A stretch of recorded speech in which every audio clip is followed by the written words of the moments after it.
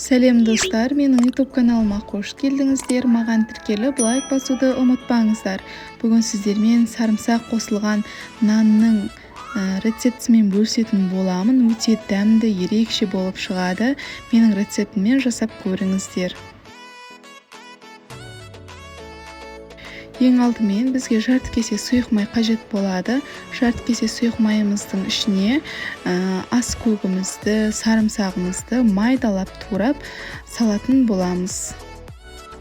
Бұл жерде қамырымызды алдын ала ашытып дайындап аламыз.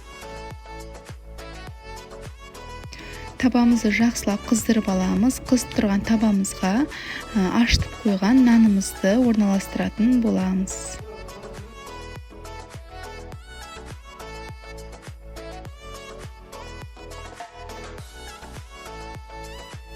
Орналастырып алған соң пышақтың көмегімен іш жерінен немесе қалауларыңыз бойынша кесіп шықсаңыздар болады.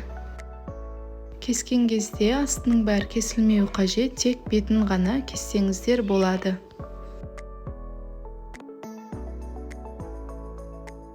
Мен осылай кесіп алдым. Ал кесіп алған жерімізге жаңағы дайындап қойған салмаларымызды салып шығамыз.